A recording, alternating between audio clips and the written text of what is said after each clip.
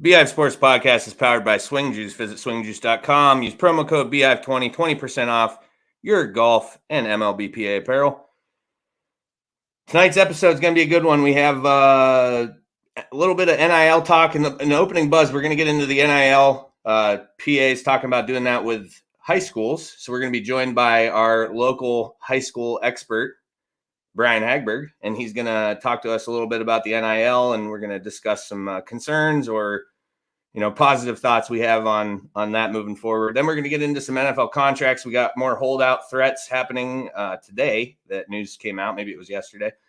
Going to get into a little bit of golf. The match has been set. 4 NFL quarterbacks going to be playing. We just had another tournament this past weekend that Sketty's going to get into a little bit. In sports history, we're going to get into the Ray Carruth murder story, which actually I didn't know a whole lot about. So we're going to get into the details of that. In the things that sting, we have yet another protest at a Timberwolves game. Same, whatever the hell those people were called, the direct action everywhere. Tree huggers, as I like to call them. Yep, call it staying. So Kelvin Joseph, we're going to get into his story a little bit. Cowboys defensive back who was just questioned in relation to a homicide in Dallas. Deshaun Watson back in the news. There's attorneys for the 22 women are making a move, subpoenaing some court records. We're going to talk about that. We got about 8 stories in the rundown. And then what I'm really excited for is in my hive. Oh, I'm sorry, Sketty on. We didn't get to, I didn't say what Sketty on is going to be. Sketty on death. Sketty on death threats. You're not going to want to miss this. And then in my hive, we have Connor Gray, the AAA starting pitcher for the Syracuse Mets, brother of my coworker Kyle Gray. He's going to be in with us. If you're here for that specifically, he'll be in about 9:00. We're going to have him on doing a little interview and having him tell his story about how, where he started and how he got to where he's at. Let's go.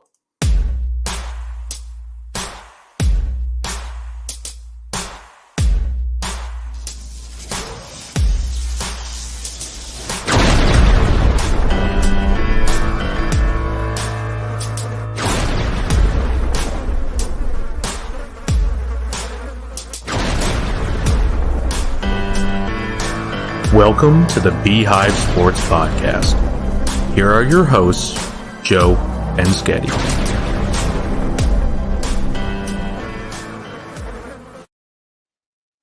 The opening buzz is brought to you by Busch Light. Lattes available, latte aluminums, wherever you get your beer. If you're a New York listener, which we may have some of them today because of Connor, you guys can just go to the goddamn grocery store and we have to go to the distributors. So maybe someday that'll ripple down effect. We sometimes get the cool stuff that happens in New York. We get it in PA just a little bit later, except for sports betting. Hey, we get it. We beat them on sports betting. We can get beer at a gas station now. Yeah, Kate. Like things are two or three. Things are looking up. Yeah, but I want to be able to go with my grocery list, get everything all in one shot. That would be to say that I do grocery shopping, which I do not. I get lost in grocery stores. Doesn't surprise me. A couple things to get us going. First of all, the snow is bullshit. I'm tired of that. I don't think I'm alone in saying that. Had plans to golf this week. Not looking good. No. Trade in my driver for a shovel. Probably actually better use for me with a shovel than it is with a driver. The other thing I want to get to real quick, Mumford Distillery. So we talked about them before in a past episode. Another coworker of mine, Matt Mumford, has got his distillery basically up and running. There's no, on-site place that people can go to yet, but he is going to be featured at the Bent Fest. That's going to be at Bent Run here in Warren this coming Saturday. So if you already have tickets, cool. If you don't, there's 2 different sets of tickets you can get. It's $25 in advance for general admission, but if you get the VIP tickets, those are $35 in advance. If you get them at the door, general is $35, VIP $45. VIP gets to start the taste testing at 2 p.m. Everybody else, I think it said 3 o'clock. General tasting admission 3:00. So if you head on down there, check out Mumford Distillery. He's going to have a table set up where he'll be also selling some product. He's going to have everything from a Moscow Mule, which they are renaming to the Ukraine Mule, as a ode to kind of fuck Russia, right? Strawberry lemonade, gin, unaged whiskey, and for VIPs, they're going to have gin and tonic and gin gimlets, which I don't know what that is, but I know what gin and tonic is. Also available at that table, you can get your very own for $10 Beehive Sports Podcast golf towels. They finally came in. So the patch is on them. So those are going to be for sale at the table too. I'm going to give them some to take down there. So if you're down there shopping around for booze, grab yourself a golf towel. Maybe eventually we'll get to use them. If this is last winter. If you go on vacation, well, you got a golf trip someplace south. Northwest PA, Southwest New York goes through the pretend spring, which I think was last week. Maybe the last 2 weeks we've had pretend spring. Now this is last winter. So I think after this, we should be, good to go. I hope so. I'm also not a fucking, weatherman, and I don't even know what it's supposed to do tomorrow, but it's snowing right now, and that's bullshit. All right, we're going to get into the opening buzz. Tomorrow. Is it going to be cold again? Yeah, like 38. Might melt off. I think Wednesdays there's outside chance it can melt off. So I haven't given up hope on Thursday night golf yet, but it's going to take a lot of help right now. Let me know, because I'll be there if we're able to. All right, we're bringing Brian Hagberg as we roll into the opening buzz here. Brian Hagberg of Your Daily Local, also of D9and10sports.com. Proud affiliate of the Beehive Sports Podcast. Mm-hmm. We like pushing, Your Daily Local out to everybody, because my ultimate goal is to take down the Times Observer. I know it makes him super uncomfortable when I say stuff like that. So I love saying it, because he's just like, he wants to agree on air, but he can't. So I push the buttons. Yeah. Push the buttons. No, I'll say this, Joe. I think I kind of came of age in the late 90s, right? That was when I was a teenager, right? And that was if you're a professional wrestling fan, that was the golden age, right? You had the Monday Night Wars. Oh, like the Attitude Era. Yes, exactly. Yeah. But here's the thing: competition makes everybody better, because you have to be at your best if you're going to stay on top. So that's true. You want to keep them around. I think competition is a good thing. All right. That's fair. I know they like to say we're not competition, but I think we are, and I think we're proving that. And I do want to say, coming up very soon in the next few days, you mentioned changing the name of the drink from the Moscow Mule to the Ukraine Mule. We're going to have a really cool story on Your Daily Local coming up very, very shortly about some really cool stuff going on in Ukraine with a lot of local ties. All right, good. I don't want to blow it, but I'm assuming it probably has something to do with Piper. Yeah, it might. Yeah. All right. Yeah. I saw her story. We shared that on the podcast page, because I think, first of all, you always hear people who are like, fucking send me over there, I'll go. And then there's people like Piper who actually do it. Yeah. So that's why I put the little quote that I put there, some people talk the talk, Piper walks the walk. She did. It's badass what she did. And absolutely. I'm look forward to reading that. When you get that up, I'll definitely share that, because Piper and Sue are going to be coming on here soon. I want to do it, before their busy season, so that they can kind of push Allegheny Outfitters a little bit and, get all the river rats, up to date on what the hell is going on. And because there isn't anybody in this county who knows more about that river than her. I'm convinced. I would tend to agree with you. Actually, I'll tell the story, but I probably have to tell her. Well, she already knows, because I called her. But one day I was at work, and they called in and they said, dispatch calls in and they're like, hey, the people, or the Army Corps or whoever called down and said that they're opening the dam to this much something or other. And I'm like, well, what the fuck does that mean? Is that bad? What should I be concerned? Are we going to have, what's going to happen? And dispatch is like, I don't know. They didn't really say. So like immediately I'm like, I got to call Piper because she'll know what all of that meant. So I called her and told her, she explained everything. It was awesome. She like calmed me down a little bit because I didn't know if I needed a boat, like what was about to take place in the city. And she brought me down. So let's get into the NIL. Current. So real quick, this is just so the tweet came out the other day that Pennsylvania, the PIAA, is going to be discussing this summer an NIL for high school athletes. But their plan is to watch New Jersey, New York, and Ohio and how they're going to do it, what their rules and regulations of it, all that. And Ohio is actually voting on it in May, so they're like going to be the first in our the 4-state that group right there. They're going to be the first state to go forward with that. So this was kind of funny. I read this, so I was looking into it and what it currently says in the PIAA rules. So I'll read that, and then we'll open the floor for opinion and all of that. The way it's defined is it says, first of all, it says athletes must maintain amateur status in order to be eligible to participate in high school sports. That's what it says in the PIAA currently. And that is defined as one who engages in athletic competition solely for educational, physical, mental, social, and pleasure benefits derived thereof, and does not receive monetary or similar or equivalent compensation for such participation. So that's the rule right there. And the minute they accept any sort of, gratuity or whatever you want to call it, compensation, then they become professional, apparently, in the eyes of PIAA, and they're no longer amateurs. So yes, no, we like it. We don't like it. Go ahead. We'll start with you, Brian. I think a whole lot of people are making a really big deal about something that's probably not going to be a big deal. If we're being perfectly honest, you look at it from a lot of different standpoints. Number one, when was that PIAA rule written? Probably close to 30 years ago, if not longer, right?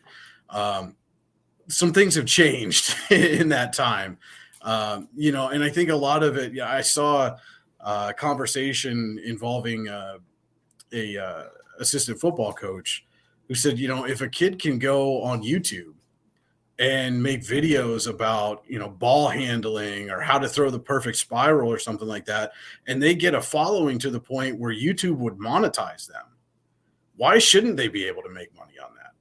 Right? Like, a kid who can give piano lessons can make money on that, right? A kid who is a great artist and can teach people how to draw or paint, they can make money for that. Why shouldn't an athlete be able to take advantage of their skill set?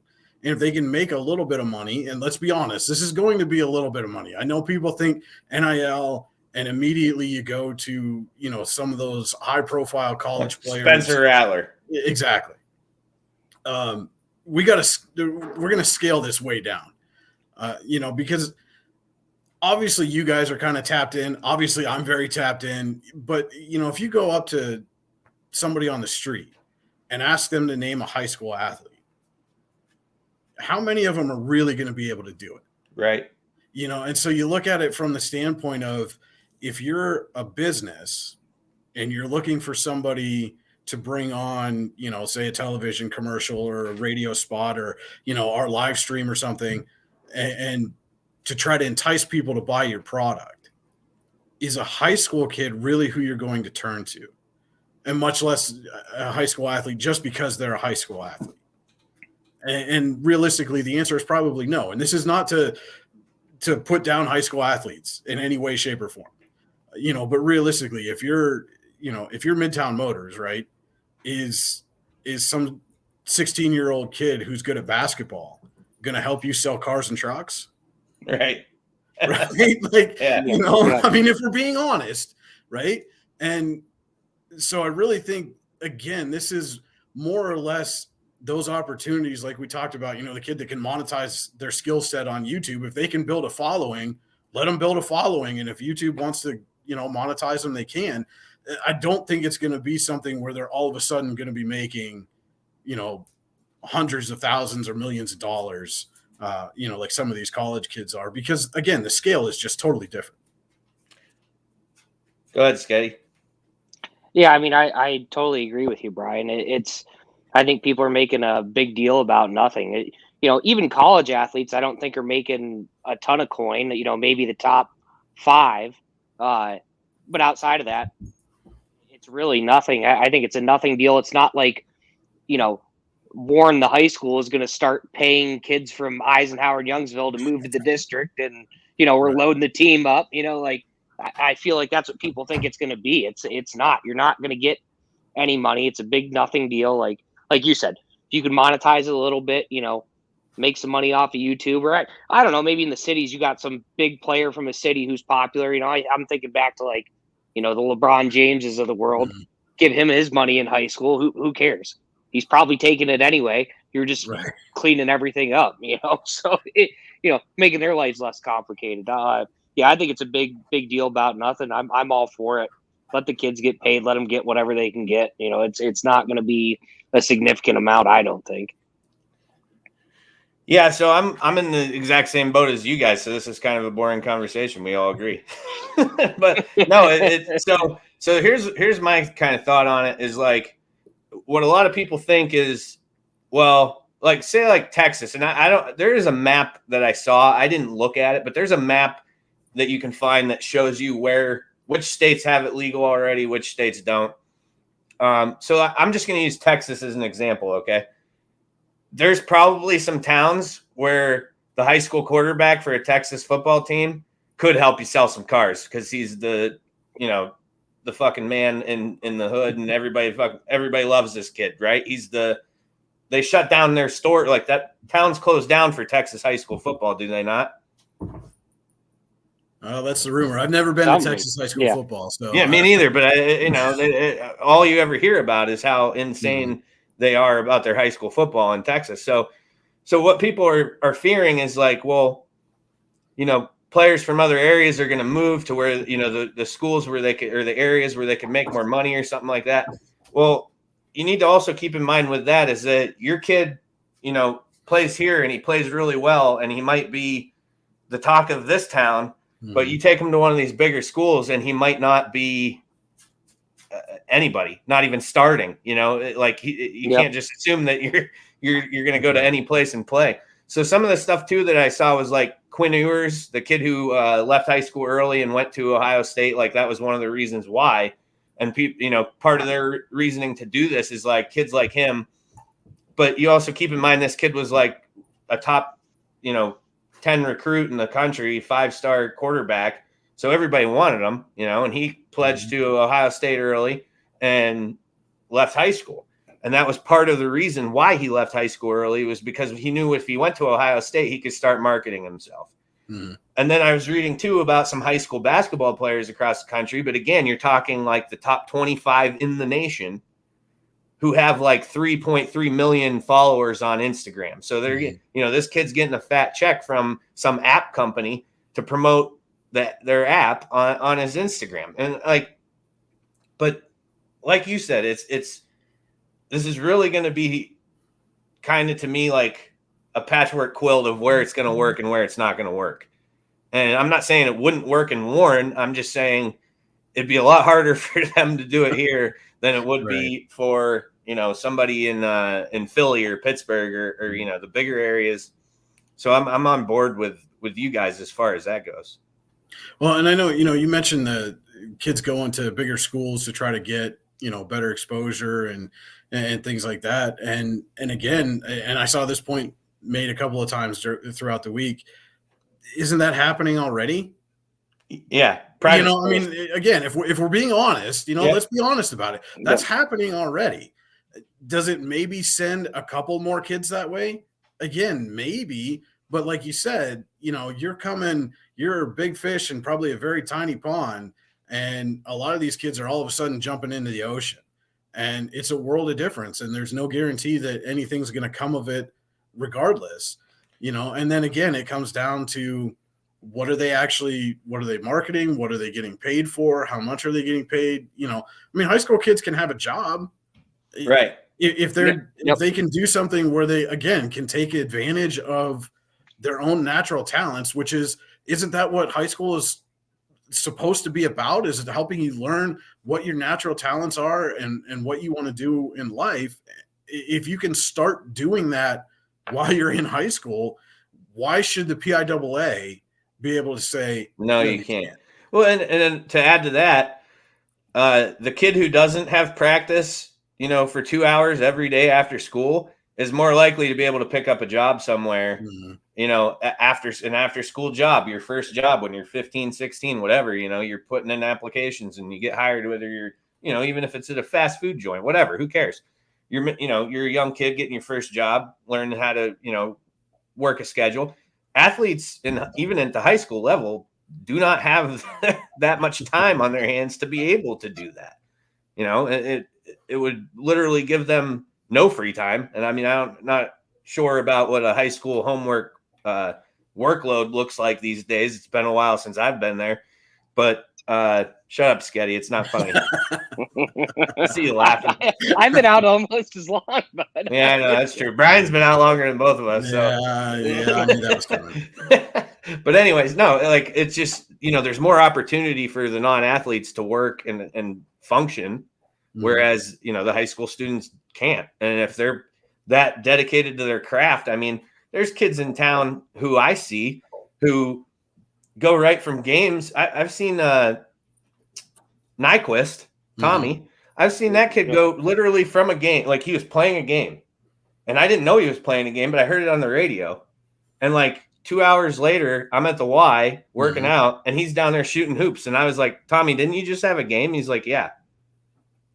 What are you doing? He's shooting around. I'm like, all right. Yeah. So like you get kids like that, like they're mastering their craft. That's what he's doing. He puts a lot of work in. So, they do not if they can capitalize off a little bit of money by doing what they love doing and promoting somebody's product along the way, then why not? I have no issue with it either. Yeah. And again, I think people, so much was made of this issue when it came to college athletics. And again, you talk about kids like, Quinn Ewers, and he goes to Ohio State. Well, now their quarterback room is so full that, if I'm not mistaken, he's now at Texas, right? Yeah, he transferred. So he got out, got himself set up to get marketed, and left. So what you're going to see at that level, you're already starting to see where there was this confluence of talent at a very, very small group of schools is now more likely to be distributed, because you can't have five-star quarterbacks in your quarterback room, all of them wanting to make millions of dollars in NIL, and all of it getting to realize that. Right. So they're going to go where they can realize that, or at least give themselves a better opportunity to do so. Well, like the Spencer Rattler thing was an interesting case, because it was and I was going to put this in the Things That Sting segment, but there really wasn't much to say on it. But he did an interview recently where he talked about how we were 4-0 and I got benched. He had the biggest NIL deal to kick off, when the NIL started in NCAA, that it was his show basically to get it going.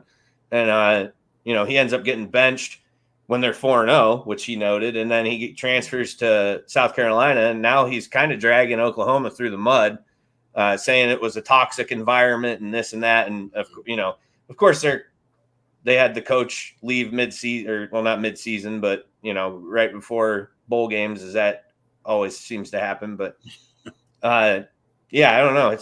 I just don't see it.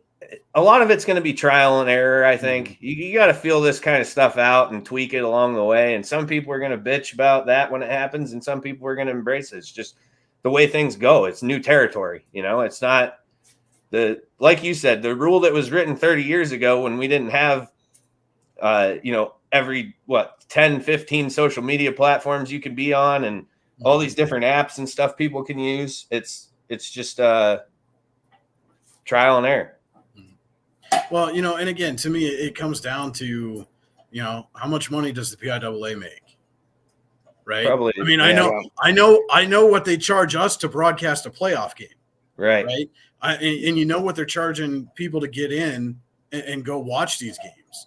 So if they're, again, able to make money, Well, they wouldn't be able to make this money if they didn't have the kids on the field or on the court, right? Right. So why should they be able to make money off some kid's athletic talent, but the kid can't? Not to mention, don't you have to pay to play most sports in high school at this point?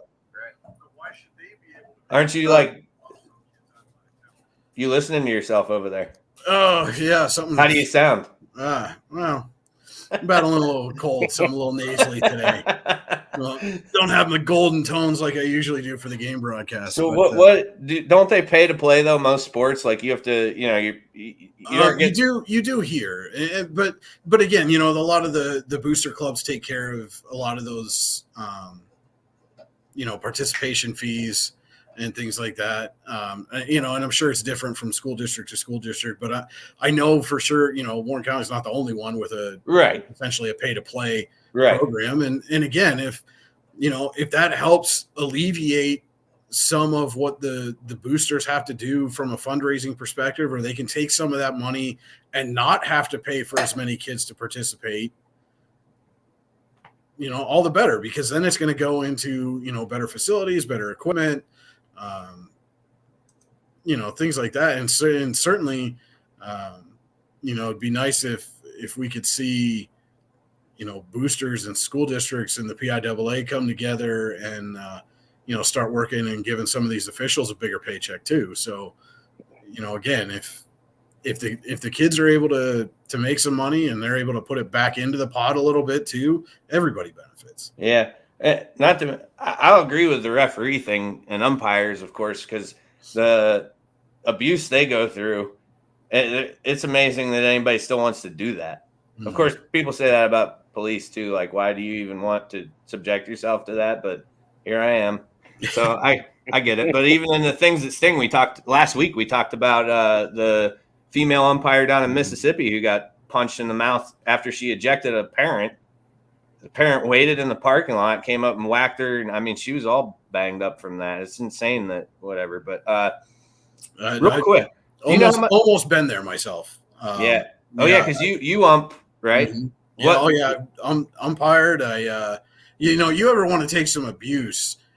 Go down and officiate some frat boys playing college intramural flag football. I've done that, so I'm well versed in that too, because I worked at Rec Sports at Edinburgh as well. Yeah, and so I heard it all from But again, I umpired for probably close to 10 years. I officiated football and basketball games, and the only people I ever had to throw out of a game were parents at a little league game.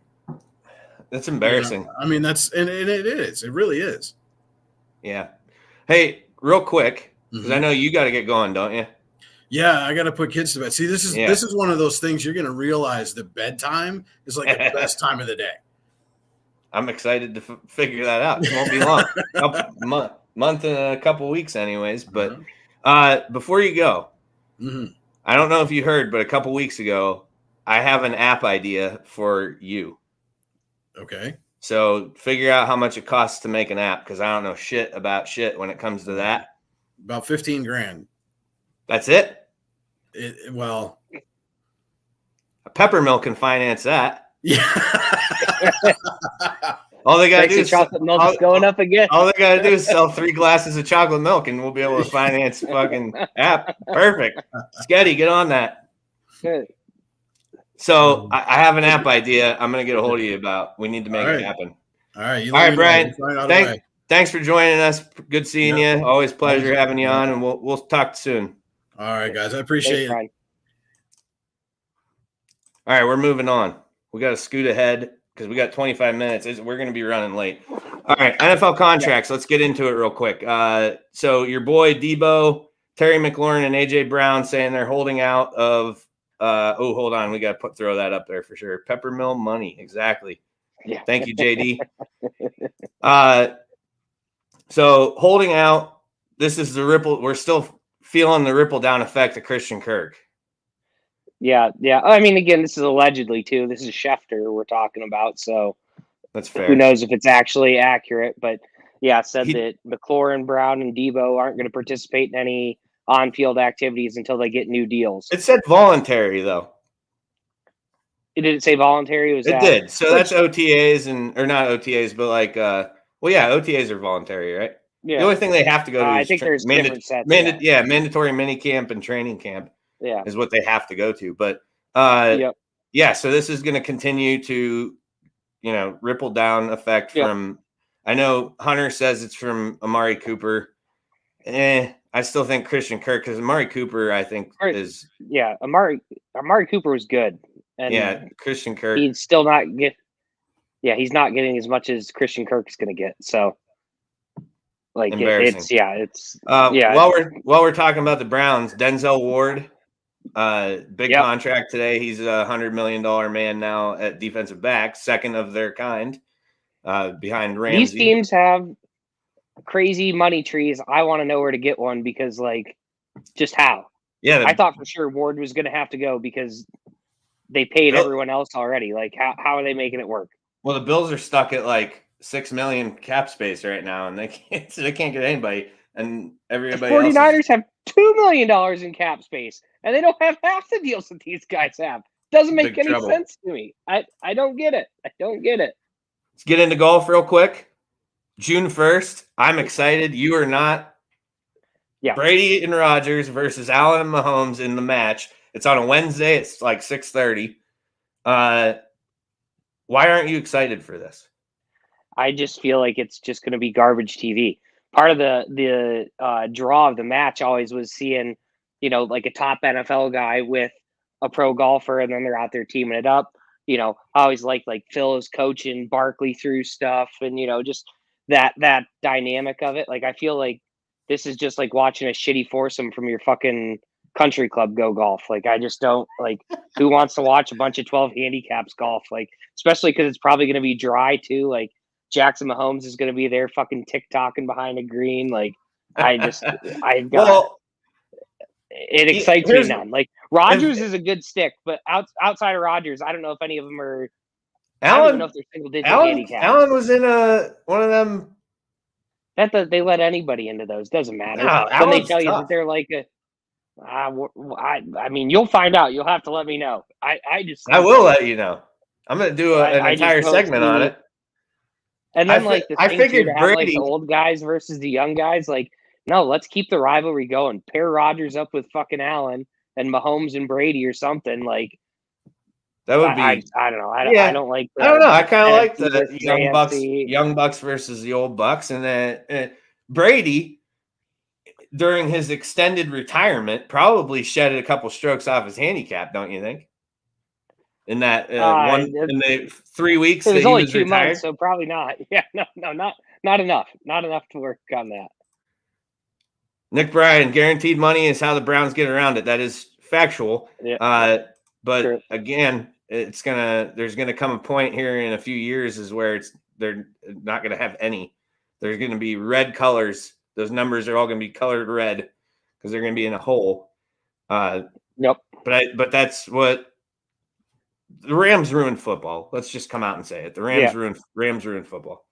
Jacksonville screwed up the wide receiver market, and the Rams ruined football. Yep. That's all there is to it. All right. Yep. We're going to kick a break here real quick for a minute and a half, and then we're going to be back with the Ray Carruth story. I got to try and move. I don't want to keep Connor waiting. He's got a ball game tomorrow. So we're 20 minutes to 9. We're going to take a quick break. We'll be back with This Week in Sports History. Whenever you crack open a bush light, the mountain starts singing. It's cold and it's smooth and it's waiting for you. What is going on? Hit it, Giant Kenny G. It's so smooth. Head for the mountains of Bush Light Beer. Hi, this is Brian Hagberg, and I wanted to take a moment and tell you about our new website, yourdailylocal.com. Your Daily Local is your new home for news, sports, and events in Warren County and beyond. Our goal is to cover the people, places, events, and happenings that matter to you in a variety of ways, including writing, video, and audio. And the best part? All of our content is available for free. Head to yourdailylocal.com to get the news you need when you need it.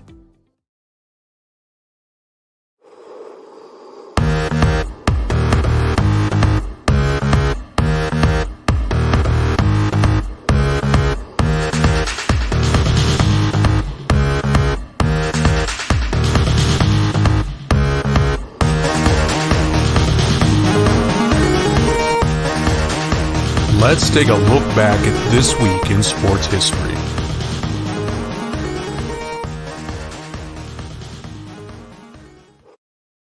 This week in sports history brought to you by Your Daily Local. Visit yourdailylocal.com for news you need when you need it. Real quick before we get to that, JD says, whoa, what's wrong with a 12 handicap?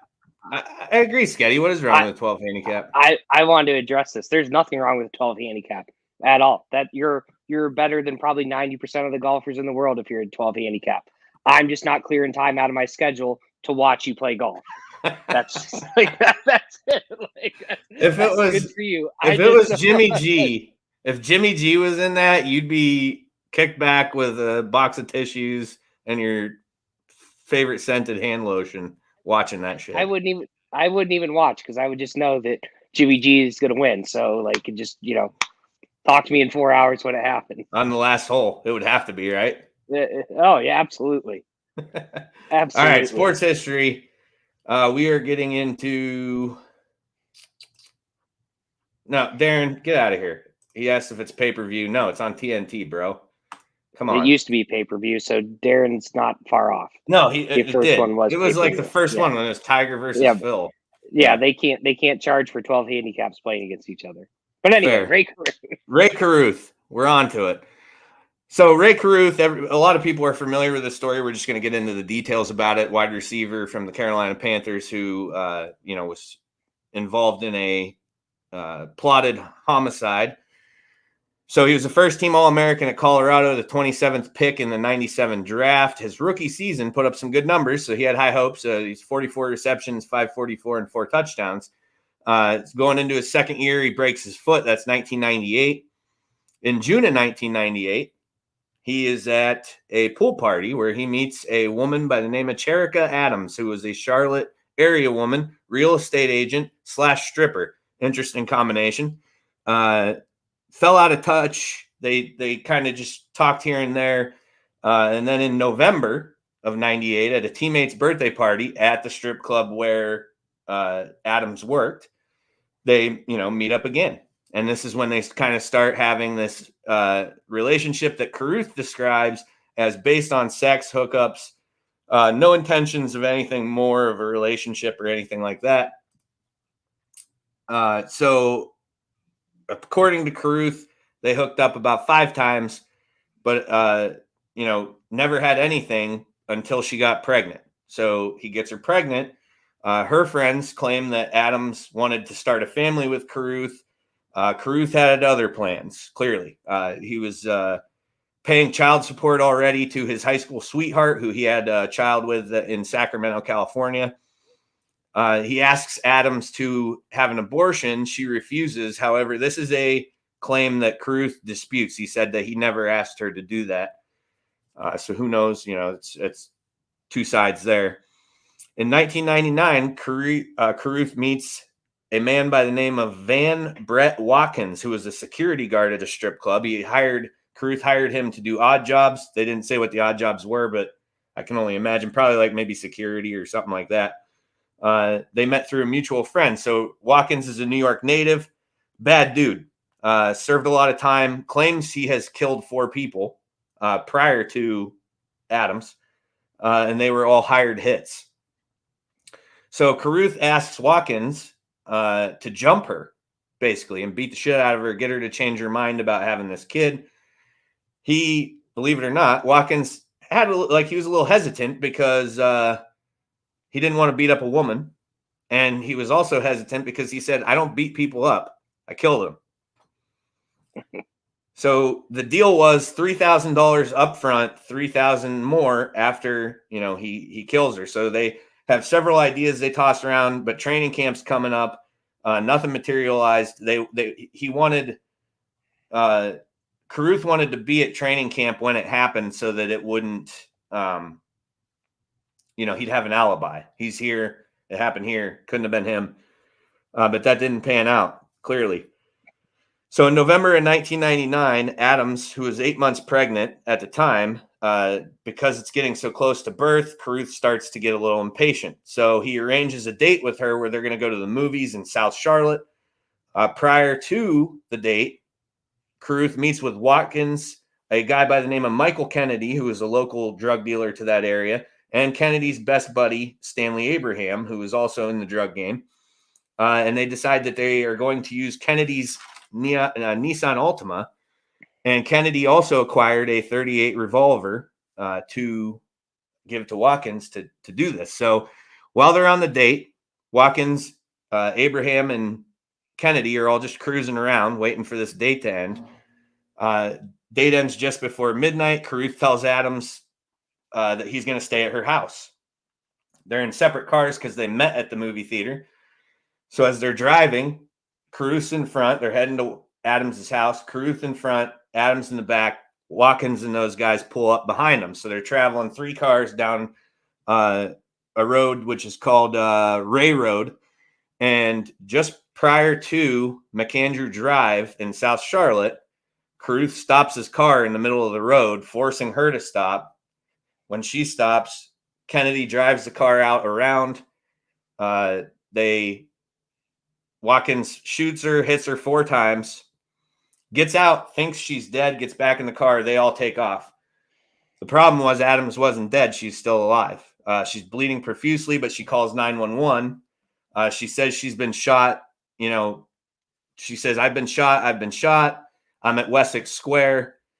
And in the 911 call, she actually implicates Carruth. She says that he stopped and then a car pulled up next to me and they asked her, like, do you think he's involved? And she's like, I don't know. But it seemed, she could tell it wasn't sitting right. So the ambulance arrives. Adams ends up in a front yard of somebody's house, blaring the horn. The guy's name is Farrell Blaylock.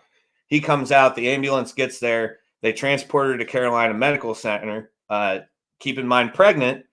They have a emergency C-section, and they do that at 1:42 a.m., which is 80 minutes after she was actually shot. So she wakes up after surgery and actually answers questions to the detectives, but she has to do it by pen and paper. So she's writing notes to the detectives who are investigating this. And one of the questions they ask is, do you think Ray did it? And she just drew a question mark. After questioning, Adams went back to sleep and she never woke up again. She ends up in a coma at this point. So they they track down Kennedy, and he sings like a bird, implicates Watkins. Watkins is arrested immediately. At that point, Carruth is arrested on Thanksgiving Day, which is, and then days later, he posts the $3 million bail that they set for him. Several conditions were set by the judge for the bail. One of which is if Adams or the baby, because the baby wasn't doing well either because it had severe lack of oxygen going to the brain. If either Adams or the baby passes away, the baby, whose name is Chancellor Lee, by the way, if either of them die, he's to turn himself in, because that's when the charges are going to be, advanced at that point. On December 14th, at the age of 24, Adams passes away. This is after about a month of being in a coma. And they then bump up the charges to first-degree murder, and instead of turning himself in, Carruth flees. So this is part of the story I didn't know. I didn't know that it went like this far in depth, but Carruth then convinces Wendy Cole, a friend of his, to take him in. She comes and picks him up. He hides in a trunk of her Toyota Camry. They travel west through the night on Interstate 40 before they get to a Best Western just off the interstate. This is in Wildersville, Tennessee. Carruth's mother, who's aware of what's going on, fearing for Ray's life, calls the bondsman and says, hey, this is where he's at. The FBI pinpoints the location. They track down Cole. Meanwhile, Carruth stayed in the trunk the entire time. He didn't even get out to go into the room, just stayed in the trunk. They talked to Cole for a while. She finally cracks and says, hey, he's in the trunk. The FBI agents, consult with him through the trunk, like, Ray, we know, you're stuck. You ain't going anywhere. They pop the trunk. He gives himself up willingly. He gets taken into custody. So facing a first-degree homicide charge. The defense takes a drug deal gone bad route, is what they're claiming. That Kennedy and Watkins and Abraham were way more involved than Carruth was. They did this despite, because they were mad at him for a bad drug deal. So Kennedy testifies and refutes that. As far as the Carruth side, he had several teammates come in and testify like character witnesses for him.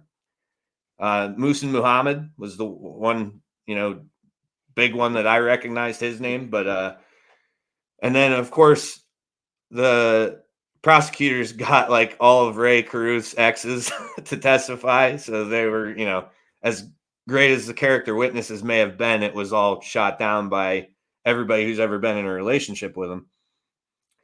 But then Watkins testifies, and this was kind of the deal breaker. He says, he was hired and the jury bought that.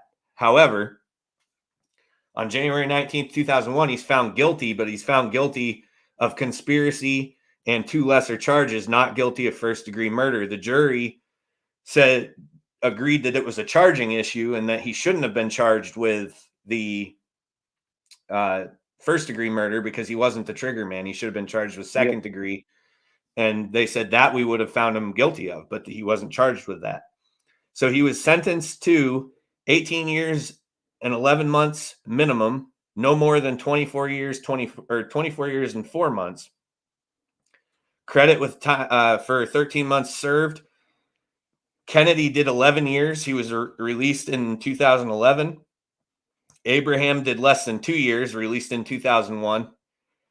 Watkins isn't getting out until 2046 because he was the killer. He's the trigger man. Ray Carruth, now 48 years old, is out of prison and living right here in the great state of Pennsylvania. Don't know where. Really? Yeah. I don't know where. It didn't say where, but he's in PA. He lives with a friend, according to the articles I found. So the interesting part is there's like forgiveness letters between the family and Carruth and different players. Watkins was given forgiveness by the family through letters. But one of Watkins's letters, he said, "I'll never forgive Ray Carruth. And the only thing I'm thinking about while I'm in here is how I'm going to kill him when I get out." So Good. stay tuned. I hope he gets out early. Stay tuned for the things that sting in the year 2046. We might be talking about a dead Ray Carruth. I'm not sure. But that's it. That's the Ray Carruth story. So I just wanted to get through that, and we made that list of stories we're going to go through, and that was one of them. So it was neat reading about that a little bit.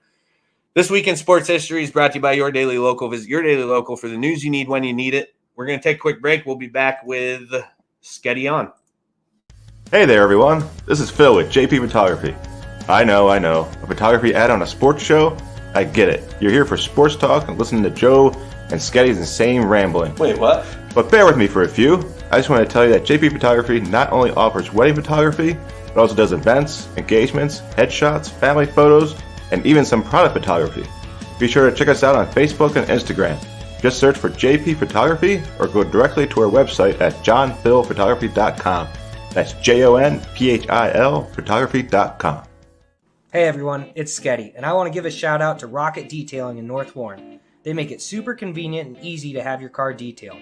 It's a high quality detail at an affordable price. They came and picked up my truck, got all the winter shit off, and dropped it back off looking brand new. You spend so much time driving to work and running errands, why not make your commute a more pleasant one? Contact Rocket Detailing, 814-313-4462 to set up an appointment. Or give their Facebook page a follow if you want to see some shiny cars. Mention Beehive for 10% off your detail. He's absolute trash.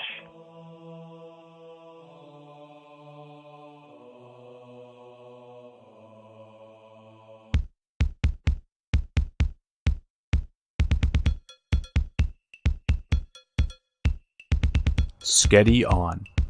Let's have a listen to what Sketty is on this week. 0% chance that works.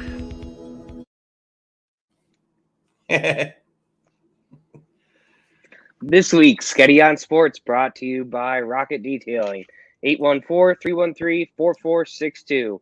Follow them on Facebook, and don't forget to mention us, Beehive, for 10% off your next detail.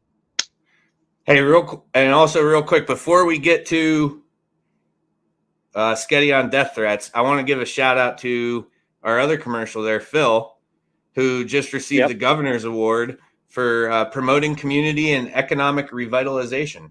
So he got a huge award for Pennsylvania. He's in city council, for those of you who don't know. But shout out, Phil. Good job. Should have had a TBSP shirt on while you accepted that award. We'll forgive you. Suit and tie look good. But one of our shirts would look better. Next time, Philly. All right, Sketty. We're on death threats.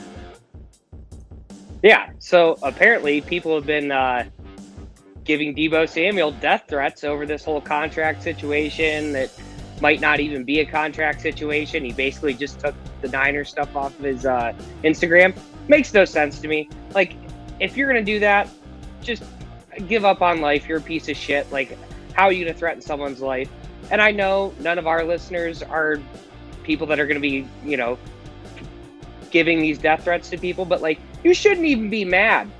The dude is one of the best receivers in the game, goes for AJ Brown, goes for Terry McLaurin, the same thing. Like, these guys are just using their skills to get paid, as they should. They go out there and blow a knee out, that's it. They're not getting another contract. I'm totally for him. Like, as much as I want Deebo to come back, if $25 million is his price and the Niners don't want to give it to him, I'm sure someone else is. So I don't know how you can be mad at it. If you're one of those people that get mad because someone's holding out on your team or another team, like, just get over it. These people are people too. They got to make money. Let them make their money. Just get over it. It is what it is. Part of life. It's how the country works. Nothing to be mad about at all. Agree. I think these are a bunch of internet troll pussies who sit back and like threaten the life anonymously behind a computer screen of an NFL player because he might leave your team because he wants more money. He's chasing the market. Yeah. Blame the Jaguars. If you're going to threaten anybody, threaten the fucking Jaguars. Exactly. Yep. I mean, like, simple as that. Who just get mad. Like, if like I even like Steelers fans like getting pissed because now like Le'Veon Bell, like, he didn't have a realistic price range for himself. He was never going to get what he wanted. But like, Deebo will get $25 million from somebody. Like, AJ Brown will probably get $25 million from somebody. Like, there's nothing to be mad about. Like, just let these guys go get paid. Like, not even to the extreme of giving a death threat. Like, just don't even be pissed off. Like, yeah, it sucks if you can't get it done, but it is what it is. Yeah, I mean, realistically, if I was a douche who was going to send death threats to anybody in this particular situation, it would be whoever was like, hey, I got a really good idea for a contract for Christian Kirk. Like, that'd be the guy. But could you even be like, can you fathom being mad at Stephon Diggs if he said, hey, I want whatever, $25 million a year, and the Bills said, well, no, we're not paying you that. Like, you would be like mad at all? Like, I would cry. Yeah, I mean, like, if they lose, not angry tears, not angry tears. It would be like just pure sadness.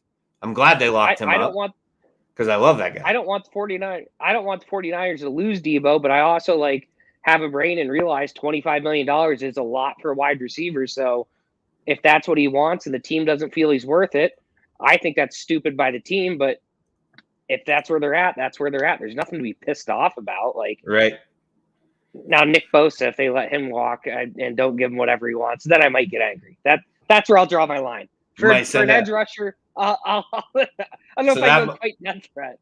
That might get some death threats going. Yeah, I do love me some Nick Bosa though. Some thoughts in your head though. I might at least think it in my head, thinking, "What are you doing right now?" Yeah, but kill that guy. Yeah. No, I got you. All right, wrap her up. This week's Sketty on Sports was brought to you by Rocket Detailing, 814-313-4462. Follow them on Facebook, and don't forget to mention us, The Beehive, for 10% off your next detail. We'll be right back with the things that sting. Jones Pest Control, your hometown pest control company servicing residential and commercial properties in Warren and surrounding areas since 2015. Sean and his crew will work tirelessly to keep your home or business free of insects to rodents and everything in between. Contact Jones Pest Control at 814-230-9548 and set up an appointment today. And remember, Ants, spiders, bees, or mice, don't think twice. Call Jones Pest Control, 814-230-9548. Checkout means sales and services with 2 locations on Warren's East Side. Their garage at 800 Lexington Avenue not only services cars sold by Means, but has knowledgeable staff and modern state-of-the-art equipment waiting to serve their hometown of Warren. Whatever you need, including alignments, tires, brakes, yearly or enhanced PA inspections, oil changes, and much more. Make your appointment today at 814-723-7191, extension 2.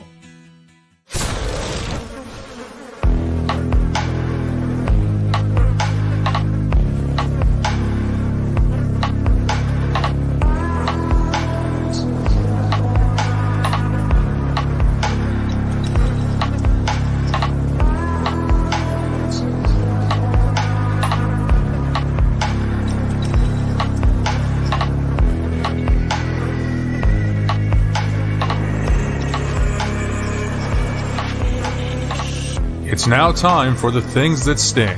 The worst stories in sports, according to Joe.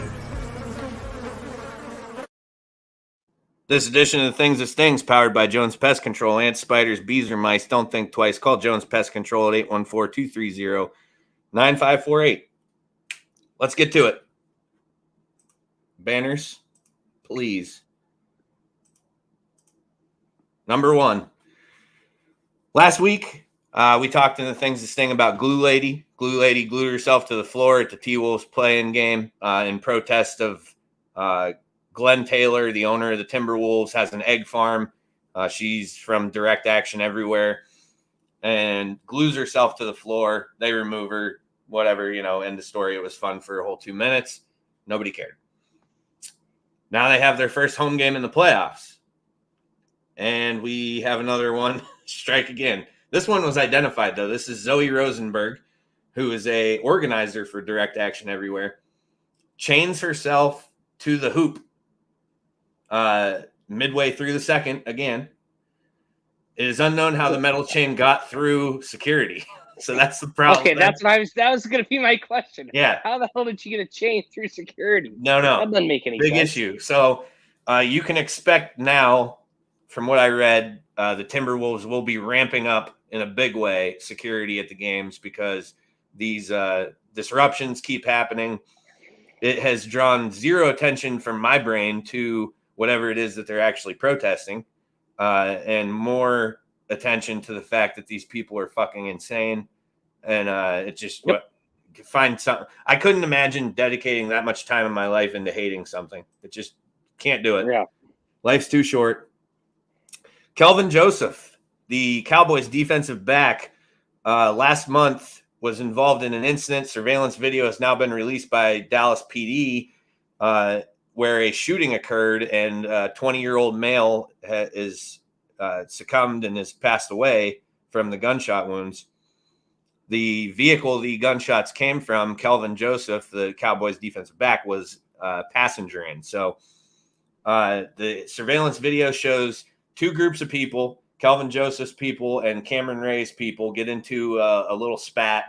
Shortly after, the Cameron Ray's group of people were walking to their car. An SUV goes by, which Joseph was in. Gunshots ring out. Ray was shot and ended up passing away at the hospital after he was taken there. So the Cowboys have encouraged Kelvin Joseph to speak to police. He does. And the day after he speaks to police, 2 guys are arrested and charged with the homicide. Aries Jones and Tivion English, both of Baton Rouge, were charged with homicide. They were in the vehicle with Kelvin Joseph. So his associates, sounds like a Fall Guy situation to me. He goes either that or he completely snitched on his friends, one of the two. But Joseph's attorney is adamant that he was a passenger and not the shooter. Could be some issues arise from this when it comes game time, because the Cowboys, like I said, are clearly aware and actually encouraged Kelvin Joseph to go talk to police. So we'll keep an eye on that one. Back with Deshaun Watson. So more stuff coming up, which we didn't think there would be. Kind of, just waiting on suspension status at this point. But the lawyers for the 22 women subpoenaed Houston Texans club records, including non-disclosure agreements and correspondence relating to the allegations. So they're asking for any communication with Watson, between Watson and Houston security staff, coaches, and the head trainer. Watson's lawyer, Rusty Hardin, doesn't think the Texans have any communication that's going to impact the case. So he's blowing this off, but they're going after something for a reason, would be my guess. And whether it's just to be proven wrong, like, there's nothing there, but we'll take a look, rather than take a word for it. So that's number 3. So now we have more on the Watson case to follow. We're going to get into the rundown quick, and then we will be getting Connor in here. Where is my music? You ready? We only got 6 or 7 quick ones. Former Texas A&M, Philadelphia Eagle, Falcon, and Raider Ed Jasper, 49 years old, passes away. No cause has been listed other than one person close to the situation said that he had deteriorating health. I was curious if it was going to be a CTE issue or anything like that. Nothing's come out on that. Next up, this one goes out to Tory Means. Reds owner Phil Castellini asked fans, where are you going to go on home opening day, when frustrated fans were voicing their opinions about the state of the roster, where they're allocating funds, etc. It's not being well received. If you Google this situation, he's getting roasted by just about everybody because he basically insulted the entire fan base, telling them they should be careful what they ask for, because if they want to compete right now, the only way to do that would be to pack up the team and move it. So kind of a dick thing to say. I feel for Reds fans in that. Since he made these comments, the Reds have lost 6 straight, being outscored 43-15, and they have the worst record in baseball at 2-8. So not great. Kyrie Irving drains a three-pointer in the game yesterday against the Celtics and then flips off the fans. I support this.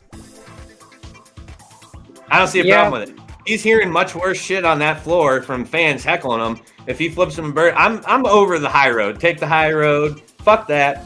If they're gonna give him a bunch of shit, he drains a 3 and gives him the bird. I'm fine with it. I have no issue with that at all. I used to. At one point in my life, that would have bothered me. Not anymore. He's taking a bunch of shit. Give it back. Drain a 3. Flip him off. Move on. They did lose the game, but I still think they'll win that series. Here's the one nobody's going to give an absolute shit about. Great Britain is stripped of their silver medal in the 4x100 meter relay in Tokyo for a doping scandal. Don't care. Do you care? Yep. Not particularly. No. Posted that on the Facebook page in case anybody wanted to know. I don't think anybody did, but I'll throw it out there anyways. Floyd Mayweather offers to pay a team $20 million if they sign Antonio Brown and it doesn't work out. So it's like an insurance policy. He's saying, if you sign this guy, which I'm sure there's some sort of rules against this somewhere, like he can't just pay them $20 million. It's more like a bet, not an insurance policy.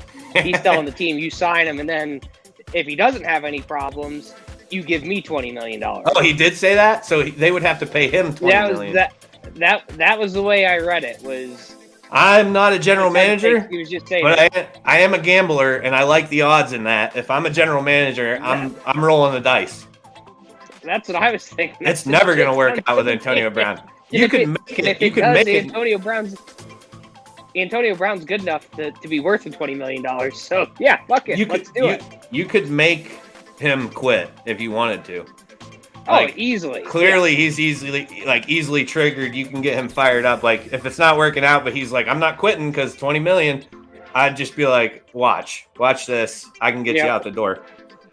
Fans and analysts are mad at the Timberwolves. We talked about them earlier. I'm about a week late on this one, actually, but they're mad at the Timberwolves because of the celebration they had after they won the play-in game. It did look similar to maybe a NBA championship celebration. I don't care. Another thing I'm fine with. It's a play-in game. It's win or go home. If you win game 7, you fucking celebrate, right? Yeah. The playing game's Game 7. I don't. Yeah, but there's still more games after it. It's not. It Game doesn't matter. 7. It is Game 7. It's the first game. Like that's like going out and saying. Are they going home? I just don't. No, they're not going. Well, not yet. They're not, but they still could at some point in time during the season. They still could. The problem is you look like a jackass now if you get in and then get blown out in the first series. Like already won. Bit stupid. Already up 1-0. Maybe they played enough. I don't even know. I don't know. I don't care. That's another thing that didn't bother me. It's a winner go home game. Let them celebrate. They're happy. There's more to it. Beverly, had some issues with the Clippers. He was happy to send them home. I'm fine with it. This one's probably my favorite. Well, I have two favorites, but this is one of them. Minnesota Wild center Ryan Hartman is fined $4,250 for unsportsmanlike conduct after a fight with Evander Kane. Okay, so after the fight, they're still exchanging words. Boom, another bird gets flipped, and people are pissed off, so he gets fined. He flips off Evander Kane after the fight. He gets fined $4,000. Best part about it, they started to go, or somehow his Venmo got out there, and people started sending him money, like fans, but not just fans. Evander Kane's ex-wife sent him $200 to go towards his fine. Well, wasn't he the one that was in trouble for gambling on games? Yeah, it was investigated unfounded, but he does owe like every casino in Vegas a bunch of money, and his wife, like they had like issues. I think that's why they split up, is because he was like gambling, partying all the time, and whatnot. Last one, I saved the last and best for last. You know what I mean? Colin Kaepernick breaks his silence, saying he's willing to be a backup quarterback. Bullshit. Could have done that in 2016. You'd still be in the league. He knows he's that washed up now. He knows that now he can say, "Oh, look, I tried, and they still don't want me." He's guy's brilliant. Brilliant. Smartest guy in sports. Almost simultaneously, Baker Mayfield's listed as the favorite for the Carolina Panthers. Robbie Anderson, pissed off, wants Colin Kaepernick. Why wouldn't he? These two live the same life. Robbie Anderson was arrested 3 years ago for going 105 and a 45, flees from police, then resists arrest, and threatens a cop's family member, saying he's going to, injure or kill one of his family members. So those two are cut from the same mold. I hope that Kaepernick gets it. I want him to start somewhere so that he can be bad, get cut, and we can all move on from that entire thing. It just needs to happen. Let it happen. He's at the point where he can't even be a backup. That's the only reason he would say, "I'll be a backup." Right. He doesn't want to play football. He's making too much money to not play football to play football. Agreed. All right. That's it for the things that sting. So we're going to get out of here so we can get on to My Hive and get Connor in here running we're about on time. Things That Sting is brought to you by Jones Pest Control. Ants, spiders, bees, or mice, don't think twice. Call Jones Pest Control at 814-230-9548. Going to take a quick break. Well, it won't be that quick because I got to get him in here. But we're going to get Connor in here for My Hive. We'll be back in a few minutes.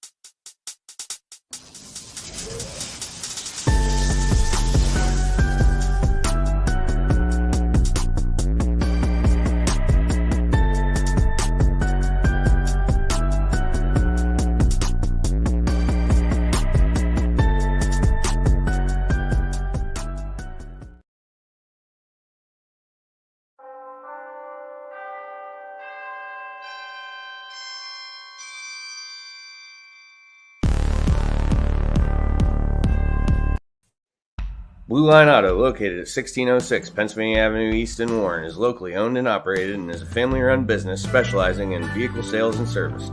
They offer state and safety inspections and general car repairs, including but not limited to brakes and rotors, tires, oil changes, batteries, starters, and alternators. They also offer vehicle undercoating prior to winter to help keep your vehicle protected. Currently, their hours are Monday through Wednesday, 8 a.m. to 4 p.m., and Thursday and Friday, 8 a.m. to 5 p.m. Call them today to schedule your next appointment at 814-230-9061. Your safety is their goal.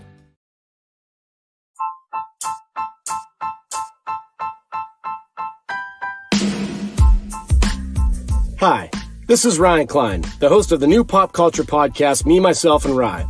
You can find me on Spotify, iTunes, Apple Podcasts, Google Podcasts, and several other platforms.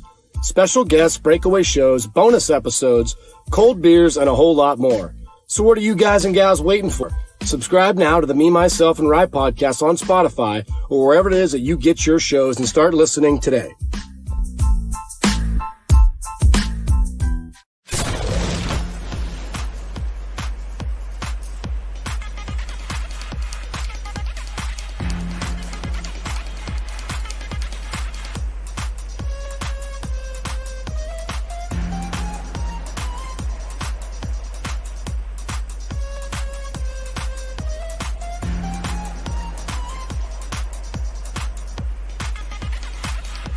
My High, Joe and Sketty's very own world of sports.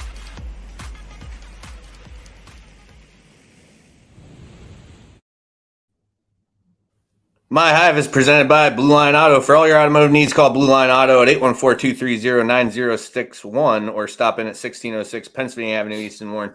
With us tonight, we have AAA Syracuse Mets starting pitcher Connor Gray. Connor, welcome to the show, buddy. Hey, how are you? Good. Good to see you. Glad everything's going all right. We watched you pitch. What was it? Been Saturday night of Masters? Did you pitch? That was the night, right? 2 weeks ago. Yeah, I think it was 2 weeks ago. Yeah. I think that we watched your outing that night over at Kyle's house. So, thanks for joining us. We appreciate you, and we know you're on a day off, and we're gonna get to that because I want to.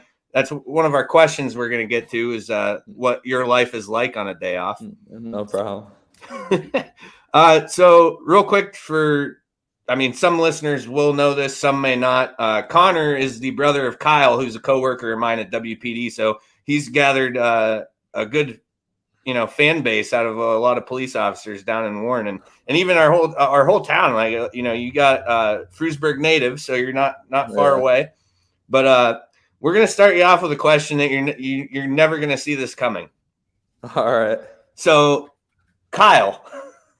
Yeah. Was he always like first up at Christmas and are you a morning person like Kyle is? No, not at all. I'm the very opposite. So was he always I'm in the dark? You're good. Right. You're good. Yeah. Things on a timer in here. So you're not. None of us are either at work, at least that I can tell. So Kyle prides himself on being as chipper as he can when he comes in for day shift. And there's been a few times I thought Mumford, might actually kill him. It didn't happen. But here's the problem with Kyle though, is we actually he noticed that we hated it so much how chipper he is in the morning. So he did it more. Oh, absolutely. He's just harnessed it. And now he just terrorizes all of us every morning. But we love Kyle, and I can tell you, I can speak for him in saying that he's your number one supporter. Thinks the world of you, is super proud of you. So, all right, let's get going. We're gonna start with the day off. What is the life of a AAA pitcher on a 5-day? Are you on a 5-day rotation? What's your rotation like? 5-day. Yeah. Okay, so a day off for you, like today, no scheduled game. What do you do on a day off? Well, last night we got in about, I think it was like 12:30 from the bus from Columbus. So got home last night. I slept in till like 10:30. Nice. And then I went to the field today on the off day. Did a little bit of recovery treatment, and then kind of just hung out, got some food, and then just watched some baseball. We were trying to watch some baseball, but it all got canceled because of the weather. So if you had a scheduled game today, though, your routine wouldn't change, right? You'd still go do the recovery stuff. Like if you're pitching, but if you guys had a game tonight, your team, you'd still be at the stadium doing your thing like normal. Yeah. Never changes. Yep. I usually try to throw every day for the most part. But today the arm was hanging a little bit yesterday during my bullpen. So I kind of took the day off and just did some recovery stuff. So let's start at the beginning, Connor. I know, obviously, Frewsburg to St. Bonaventure. Let's start with St. Bonaventure. They looked at you pitching for Frewsburg, right? Yeah, very late, but they came and saw me. Hey, good move on their part, it looks like. So go ahead and start with St. Bonaventure and how the draft process worked and where you ended up and all that, and just kind of guide us along how it's all come to be. So my first year at St. Bonaventure, I was kind of like the first out of the bullpen as a freshman. So I got in when we were typically winning, but he was kind of saving me. And then we didn't really have a great year, so it was kind of I'd always have to pitch on Sundays because he was waiting to pitch me, and then I would just have to throw. So then my sophomore year, I ended up breaking into the rotation. Had a pretty good year. So I got some interest in draft, but since it's a 4-year school, I'm not allowed to get contacted until I'm a junior. So the junior year came. I had a few questionnaires throughout the year. I went to a pre-draft workout with the Brewers, but Coach Subbrook sat me down, and he told me basically with my build that I'm not very projectable.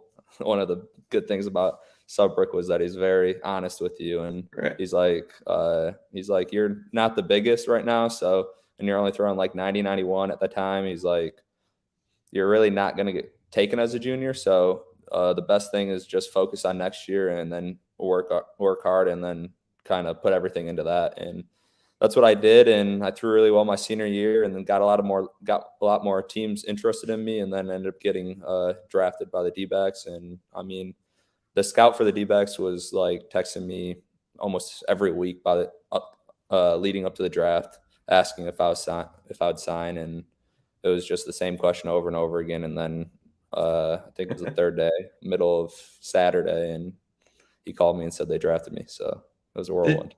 Is that so different? Obviously, there's like how many rounds? There's a shitload of rounds in the. Back then there was 40, but they cut it down to 20 now. Okay, so 40 rounds. So yeah. you're not hosting a draft day party every day for 40. No. It's a lot of pizza and beer. Yeah. Yeah, that'd be a long day. Yeah. So so you get drafted by Arizona. Yep. Where you go first?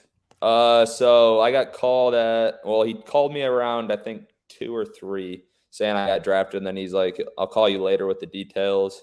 So he called me around, I think it was 6:30. We just went out to get dinner and celebrate, and then he called me and said, hey, we need you in Oregon in 2 days. So I was supposed to end up taking the MCAT the next week, and so I couldn't do that. And then they're like, we need you in Oregon. So I packed up.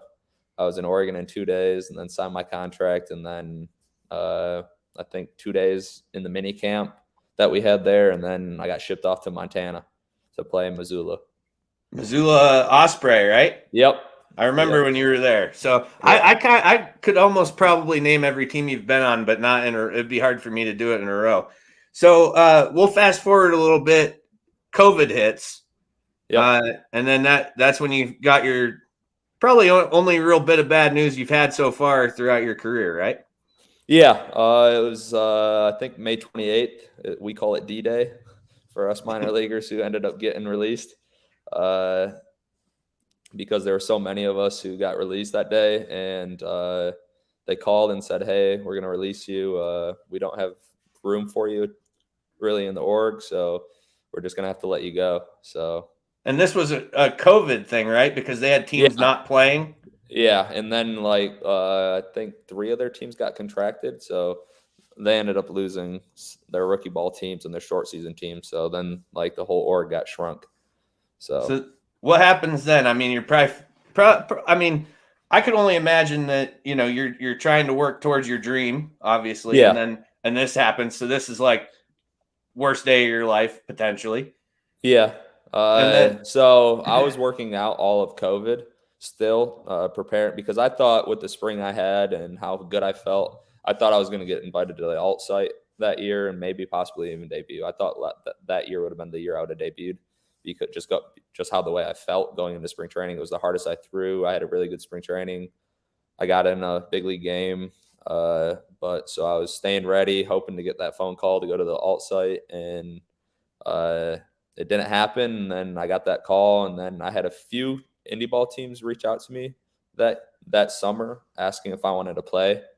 And I talked to my agent. He's like, the scouts aren't really coming out for those games because of COVID, so it's kind of not worth getting hurt during that time. So he's like, I'll just take this year off and then kind of focus for next year. And then we were trying to get teams in for an invite for spring training, and we didn't end up getting that. And then so I decided to go to indie ball the following year in Chicago.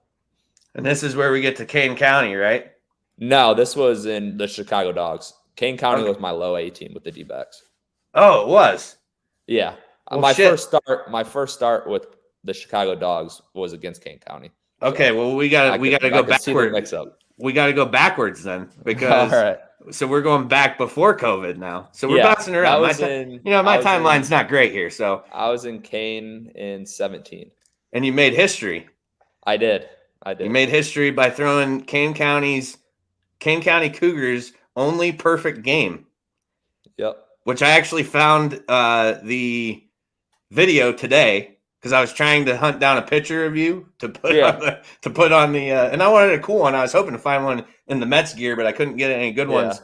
So I used an older one. But I did find the video of your last out. The pop fly to, I think it was right field. Yeah. And your arms up immediately. So what I want to know, because that's an intense situation for sure. Like, at what point did you ever start to just feel sick? Like, holy shit! Like, we're this close. I never really felt sick. What did you feel? In the sixth inning, I knew I had it going. By then, I went through the lineup twice. So once you flip the lineup twice, it's like, okay, like this, there's a real possibility here. Right. The weird thing is, I threw a terrible bullpen pregame, and first pitch of the game goes to the warning track, and I'm like, so it's going to be one of these days. So I wasn't pretty pleased with that. So I ended up grinding it out. And then by the sixth inning, I'm like, holy smokes, I'm perfect. So, let's get into the go to the ninth inning. How you feeling? The ninth inning, I punched out the first two of the inning. I think I had them both 1-2. So I wasn't down in the count. Wasn't nervous for those. Then the last hitter, I went 2-0. So I go to myself. I stepped off. Like, I didn't come this far to just walk this guy. Right. So I ended up throwing I think I threw the next one right down the middle just to see if I could get a strike. And I ended up and then I painted the next one. And then I tried to punch him out, but I couldn't. I wanted to end it on a strikeout. Yeah, but you fly ball to right. It works. So that's cool. And I remember specifically when that happened, because I think Kyle was about to like have a bird. He was he's like, you're not gonna believe, he's like getting a hold of me like, dude, check this out. And I was like, damn. So obviously, that had to, whether it's low A or whatever, it doesn't matter. You're still in the minor leagues, and that had to have caught some attention of some people somewhere. Yeah, I think it definitely did, because the next year I was only in low A for about a month, and then the next season I started in high A. So it was quite a jump from that year being in short season and being extended, and then going straight to high A. Triple A spot start too, right? For when I was in extended, I was the guy who got sent around to do the spot starts. So I had a spot start in Triple A there, and then I came out of the bullpen once in Triple A. What team were you pitching for? The Reno Aces. Reno Aces. That was our Triple A team. So then you played against the Astros Triple A club, because I remember. Yeah, that was my first outing in Triple A. Was against Fresno. And we had a conversation about this at Kyle's wedding reception there. Because didn't Derek Fisher take you yard or something like that? No, he had a blue pit against me, I think. Did he? Yes. Yeah, I didn't get taken yard there. We're gonna look back at this and all right. find out. I know that. He had a blue pit against me. Somebody took you yard that like got some time I up. didn't. Nobody? Not against the Astros. No? No, I think I only gave up one run that day, and it was a blue pit that was the only guy who scored. Because Fisher got some time up in the pros for Houston. Yeah, that for was a little right. while. I think right after the World Series. I want to say. Yeah, it was before the World Series. All right, so we're fast forwarding back to Chicago Dogs. Yep. So you're in Chicago. You're pitching for the Dogs, and this is still indie ball. Yeah, this was last year. Yeah. So my goal going into it was because I believed I should have been an affiliated ball regardless. So my goal was to be there for a month. That was my personal goal. I'm like, if I pitch well, I should get seen and get an opportunity. So I started off throwing well. I think I had one bad game, but I mean that was nothing. And then I finished that month with 2 really good starts. I think I went 7 innings, 1 run, and 8 innings, 1 run, both with like 7 or 8 Ks or something like that. So it's pretty decent. I finished pretty well, and then so I was getting ready to start. Actually, it was right when Kyle had his reception, and I was flying back home, and I would have had a start the day after the wedding, and I was going to fly back to Chicago that Sunday, and that wedding was on the Saturday. So. Right.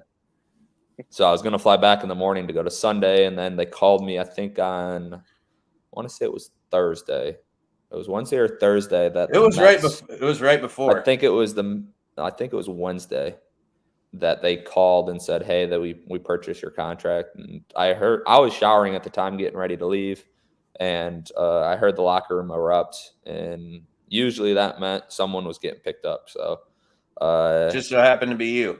Yeah, I knew I had interest. I was talking to my agent that week, and he's like, "There's a few teams asking for your stuff. We'll see where it goes from there." And then the Mets weren't one of them at the time, so they kind of snuck in and took my contract. So not a bad organization to be pitching with right now. Yeah, exactly. So you go right to Double-A from there, right? You went to Brooklyn. Yep. No, I went to bingo for a day. I threw that day on Sunday, and then I went to Brooklyn because they didn't have a starting rotation spot in Brooklyn. Okay, so you go to Brooklyn. In bingo. Right. So yeah, and they had an opening in Brooklyn. Yeah. Yeah. So that was, and you finished the season with them. I finished the season in Binghamton. Yeah, I got called up. Oh yeah, the Rumble Ponies. Yeah. I got called up about a month after I went back down to Brooklyn. So I finished the year in Double-A with bingo. Okay. And then this year, so we're up to present day. You get, or I guess not present day, but talk about spring training a little bit, because it was not different for you, but it was different for the guys with the pro contracts because they were locked out, right? So so I went to the fall league last year. And threw really well. So I was trying to just build momentum off that. And so I went into spring training trying to open some eyes and show them that I was working and doing what they kind of wanted me to do, was try to develop my changeup or my split now. And so I worked all off season trying to get comfortable and build confidence in that. And I came into spring training and really opened some eyes and threw really well. And I ended up getting my spot here in Syracuse. And you're in this starting rotation for Syracuse right now. Yep. So I went there the middle of February is when I reported, and then the big leaguers were there, I think, second week in March, I want to say. So what was you did a story with the Post Journal, I believe, but they use them down here now in our paper as well, the Times Observer. So you did that story, and there's a brief bit about them having you go somewhere. Was it Arizona? Yeah, that was the fall league. That was the fall league, and so that was right after my season last year. I think it started in October and ran to the weekend before Thanksgiving. Where was the place they sent you where it was just kind of to observe? because they had DeGrom and Scherzer? That was backing up the big league games when they had big league games. So I went since I'm a starter, it's kind of harder for me to go there and throw because I'm on a set rotation of, okay, I need to throw this day, and then I have a bullpen this day, and then I throw in game this day again. So it was kind of more just to go there and watch and kind of observe how they go about things. So which was nice being able to see actually DeGrom warm up and go through his process and his routine. And then Scherzer was getting ready on the backfield, so I didn't really get to see too much of that. Did you converse with them at all? No, they were too busy. Like we ended up getting there a little later, and then so they were already out in the field because they were out.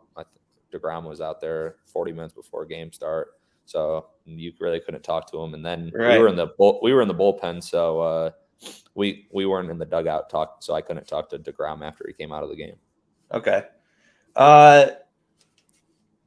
Let's see where we're at here. Let's go with best memories, favorite teammate that you've had so far. Like along the way, who have you played with? Is there anybody who you kind of traveled with? It seemed you always ended up in the same place. My best friend from the D-backs, Riley Smith. Everywhere we went or one of us went, the other always followed. It seems like. So I was with him from my draft year all the way until I got released. So he made it up to the big leagues during COVID year. But I was always with him. I still in contact with him to this day. I'm always talking to him, but he's definitely my closest friend from baseball. Have you had any kind of like starstruck moments since you've been around some of these people? I don't think so. No. I mean, you face guys who are rehabbing, and then it's like, oh my gosh, like I think the biggest name I've faced was Justin Turner when he was rehabbing after he broke his hand in spring training. Did you get him out? Yeah, he went 0 for 2 off me. So good. My center fielder said he was going to buy me a steak if I punched him out, but I got him to 2 strikes both times, and I couldn't do it. So.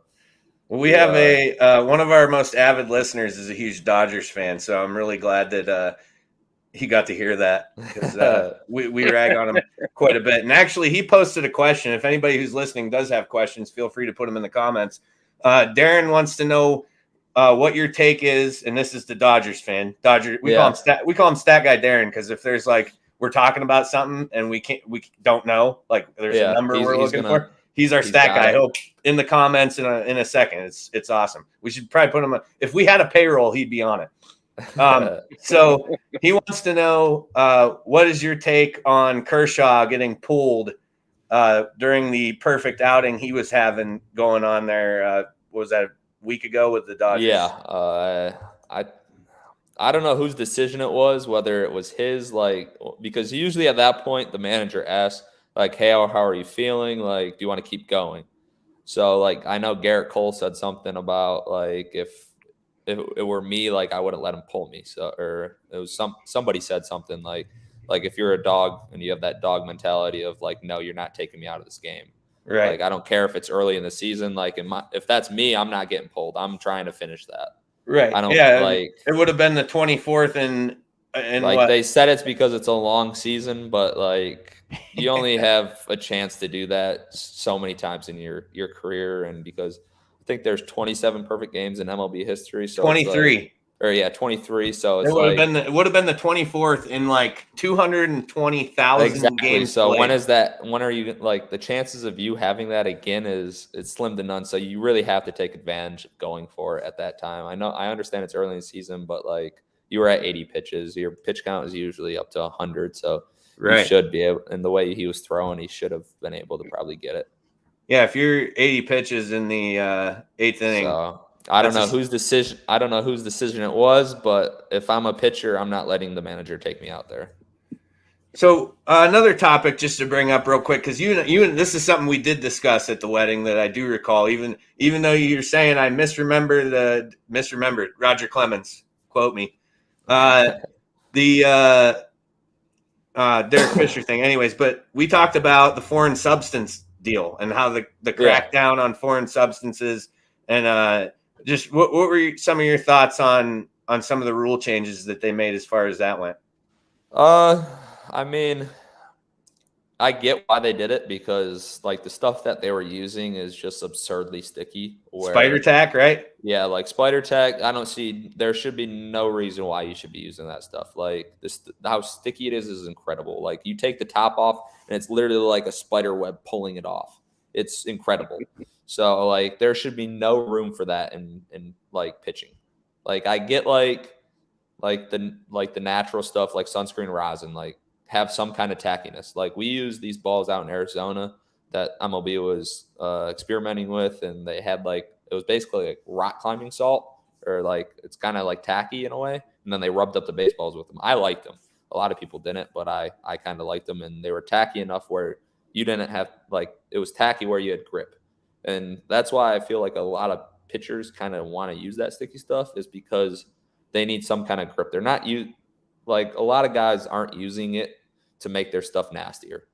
Like in games where it's cold out or it's raining, like would you rather have a guy throwing 100 and know where it's going and using a little bit of stick, or would you rather have him not know where it's going and get hit in the head? Right. So, that's a good point. I actually never really thought about it that way, like bringing the weather into it. Like when they're using sticky, like the real sticky stuff, I don't see. Yeah, that should be banned. But like sunscreen rosin and like minor stuff where it's like just giving grip and not giving, like it's been tested that sunscreen rosin doesn't increase spin rate. It doesn't make your stuff any better. It's just giving you grip on the baseball. So like in terms of that, like if it's been proven not to increase spin rate, then why is that banned? Like why are we not allowed to use it? Right. But so in my opinion, you should be able to have some kind of like that mixture of being able to have some grip, because those balls are like cue balls.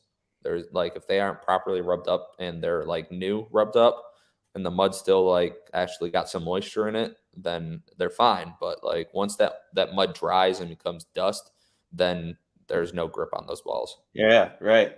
Getting the hot days of dry summer, it probably becomes a little bit and harder. Especially if you like when we were in Reno, it's dry air, so you're at elevation, there's no moisture, and the balls are just slick.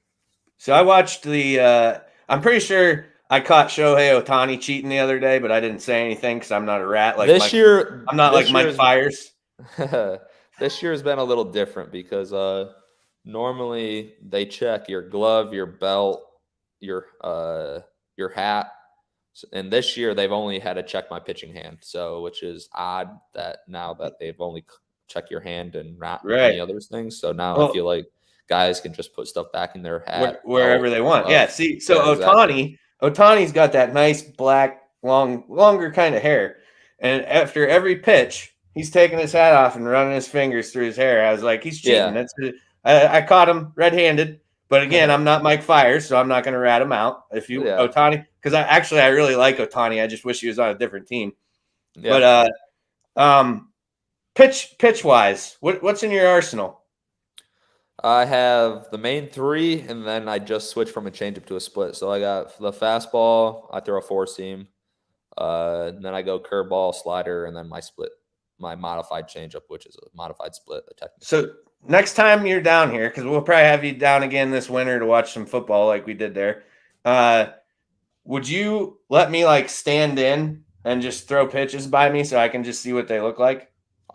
Depends where it's at, because I usually take about a month off from throwing, and then I slowly build up to back to. We'll schedule around it.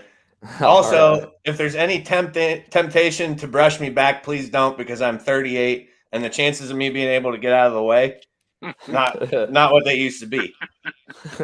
I'm not trying to get drilled by a baseball. I mean, if it happens, it happens. But I'm sure Kyle would catch for you, right? We could get him involved.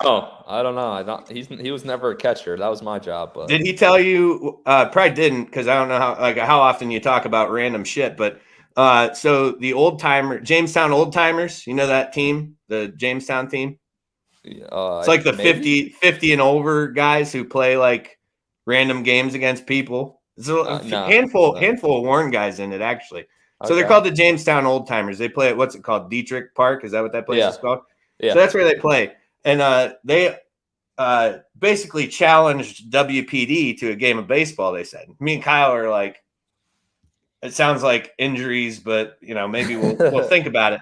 But I had this master plan that if we can get the timeline right, we're going to cut your hair and we're going to say that you're Kyle and you're going to pitch for us. There's only one problem, though. I'm a righty and he's a lefty. No, they don't know that. Well, they do now, I guess. Yeah, I was going to ask you.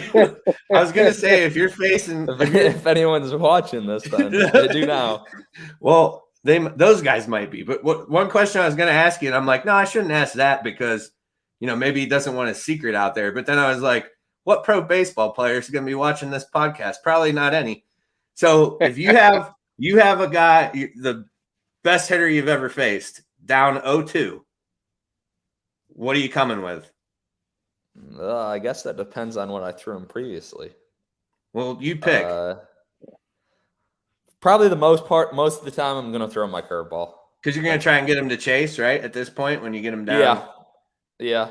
You're down 0-2. That or like a fastball up in the zone. So it kind of varies from depending on how I've started the AB and how it's gone and what their weaknesses are, and it all depends on the scouting report, I guess. But yeah, I mean, yeah, it's going to primarily be my curveball, though. Is that gonna if I'm standing in and you throw me a curveball, like I'm just standing there, I'm not trying to hit anything. We're doing this like you're probably gonna duck and move out of the way. I'm gonna get out of the way, right? Yeah, because I'm convinced that ball's gonna hit me. Yeah, I want to try it. I want to test my own wits and see if I can stand in and take it, or if I'm gonna bitch out and duck out of the way. Do you know it's coming or no? No, I'll let you mix it up. Okay, then yeah. That's the only. If I'm gonna be Kobe, remember when Kobe doesn't flinch when the guy fakes the bat? If I'm gonna be Kobe, I have to not know it's coming. All right. So we're planning it. Maybe we can record this. This would be a good show. So when's season over for you, Con? You want to see this? I want to see it. Yeah, give me a bush light and sign me up. I'm gonna need a few bush lights before I probably get in the batter's box. But so when's the season over for you, Connor? I think not until the end of September, maybe October. Okay, I don't know what day officially it ends. That is also to say that your season ends with Syracuse, which we're hopeful it doesn't, right? Hopefully it doesn't now. Right. Hopefully so the debut this year.